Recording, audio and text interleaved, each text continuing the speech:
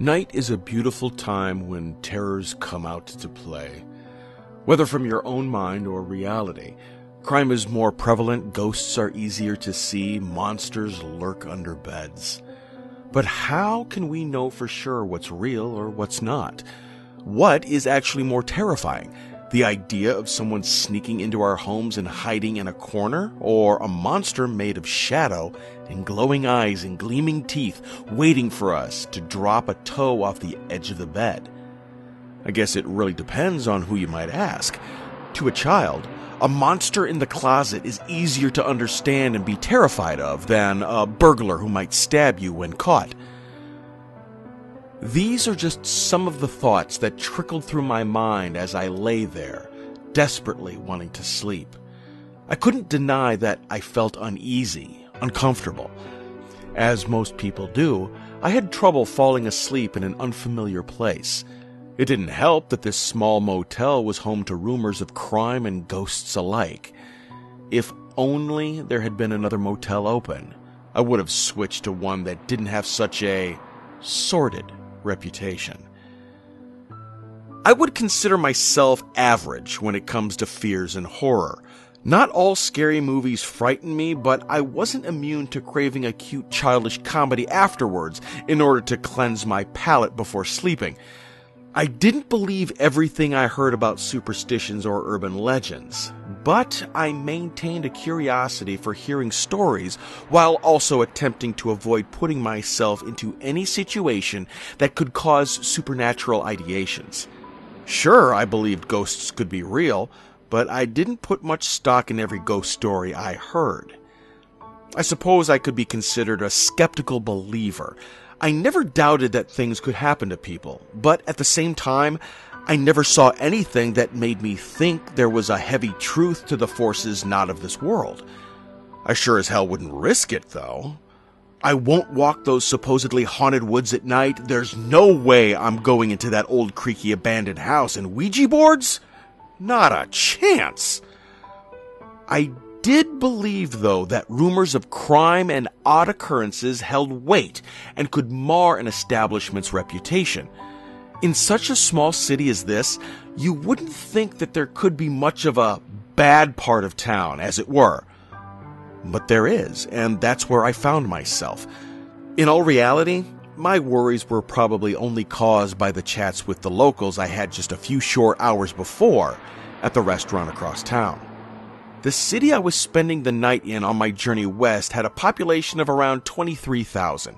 It wasn't very large, but it was growing and appeared to be expanding rapidly. There were plenty of hotels and motels in the area, but being a popular tourist destination and it being a big holiday weekend, the specific town I stopped in was mostly booked solid, aside from a simple Motel 6 on the south edges of the town. I decided to stop too late in the evening to convince myself to drive even one more mile to a nearby town for more availability options. When I walked into the front office of the motel, a bored older man sat behind the counter, and I immediately recognized the air of third-rate employees and even worse patrons. I would only be here a single night, though, so I would deal with it. I procured a room towards the back of the building. It was on the second floor, but I didn't have much luggage for what I would need to be brought in, so I didn't mind. After paying and thanking the man behind the counter, I drove around to the back and found what would be my sleeping sanctuary for the night. The air inside the room was stale and a little too warm to be comfortable. I unlocked the window and shoved it to the side, begging a breeze to waft through the screen and eliminate the atmosphere of empty dreams and broken hearts. The sad and disgusting reality of what might happen on a regular basis in this motel room seeped into my pores and mingled with the 2 days on the road that made me feel grimy and unclean. I felt a little better after I took a shower and put on some fresh clothes, though. It was late, almost 10, but I decided to see about finding something to eat. I hopped back in my car and drove to the north side of the city where I had seen a plethora of shops and restaurants. I settled on a barbecue joint that seduced me by the delicious smell it exuded into the air around it. I took my place at the bar and ordered a drink while perusing the menu. Throughout my wait for my meal and the meal itself, I casually talked with the bartender and a few locals who perched themselves in my area. It was an all light-hearted conversation until I was asked at what hotel I was in. When I answered, the bartender and the man to my left shared a look that prompted me to ask what was wrong with the motel. For the rest of the night, my temporary friends explained to me that the motel I would be staying in was known for its drug dealers and lax policies on calling the police. Rumors of prostitution rings would spark up every so often, and it was a known fact that a few people had died in various rooms from causes ranging from heart attacks, overdoses, drug deals gone wrong, and jealous spouses catching their cheating significant others. They added in some of the stories of the ghosts that were said to hang around and spook those who stayed, including a kid who drowned in the pool, a man who axed his wife when he found her with her lover before the lover got hold of the axe and killed the man himself, and a young woman who was known to approach people offering her body, only to disappear after being let into their room. The worst story of them all, the one that really set me on edge, was the one about the local man who escaped the nearby mental hospital after killing his two brothers, sister, father, and almost finishing his mother off. Apparently, he had just snapped one day while his parents were out of town. Having mental disabilities, he lived with his parents even at the age of 32. With them out of town, his siblings took turns stopping by and keeping an eye on him. Somehow, he had managed to kill each of them before his parents returned home, at which time they came upon the bodies of their children in the large freezer kept in the garage. Upon the discovery, the mother phoned the police, and the mentally deranged man pounced on his dad, bludgeoning him to death with a sledgehammer. When the police arrived, they found the man, a crazed look in his eyes, slicing his father's body into sections to add to the freezer. His mother had been hit in the head and was severely bleeding, but the responders were able to get her to the hospital in time. She would recover slowly, but still make it. When the officers arrested the man, it was reported that he kept licking the blood off of his fingers and muttering things over and over. Depending on who you ask, what he muttered varies, but each account and tale agree that he was murmuring something about being told of the sweetest meat, being the helper of someone, that she would be happy with his sacrifice, and that only the best would be worthy of her. The man was being kept at a mental facility that really didn't have the means and proper security to contain someone such as him. He managed to escape in less than a week, leaving 3 people with chunks bitten out of their arms and legs. He was tracked down to where he was hiding out in a room of the very motel I would be sleeping in. The person occupying the room was found deceased in a horrifying manner, and the man was shot in the chest when he lunged towards an officer. Ever since that event, it is said that the ghost of the man appears in the room he had hidden in, room 103. Also, the ghost of the woman he brutally murdered there is said to roam the grounds, weeping and whispering. Of course, most local tales speak only of the deranged psychotic man's ghost. After people continually abandoned room 103 screaming, and rumors began flying stating that people mysteriously died in that room, the motel stopped renting it out. It has remained empty for almost 10 years from what I was told. I turned over onto my side, the thin sheets rustling and scratching against the bare skin of my arms. It's just a local legend, I assured myself, not able to keep the thoughts of the crazed killer and ghosts out of my head. You're more likely to get shanked by a dealer or methed-out junkie than you are to see the ghost of a crazy murderer. Besides, you're on the 2nd floor in the back.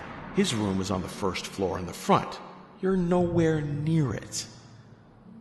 I sighed to myself, my thoughts trying to turn to the idea of a drug-addicted person breaking in to steal what they could. I pushed the thought out of my mind and focused on the journey for the next day.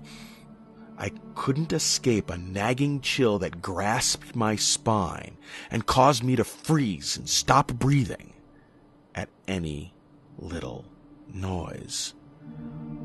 A crisp breeze drifted through the window I had left open, and I sat up in bed.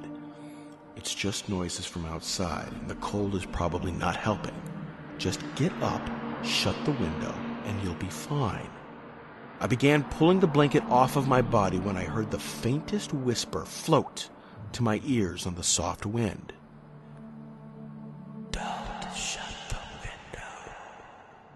My eyes darted to the window, and there, at the edge of the side furthest from the door, was a sliver of shadow. It looked like it belonged to the silhouette of a person. I jumped out of the bed as silently as I could and stared.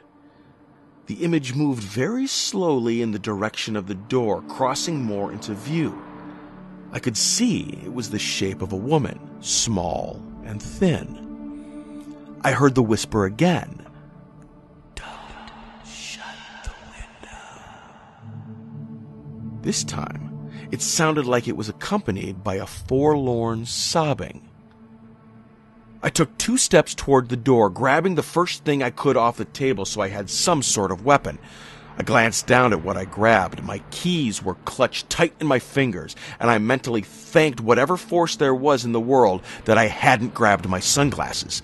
I flipped open the tiny keychain knife and held it ready to jab at whoever was outside.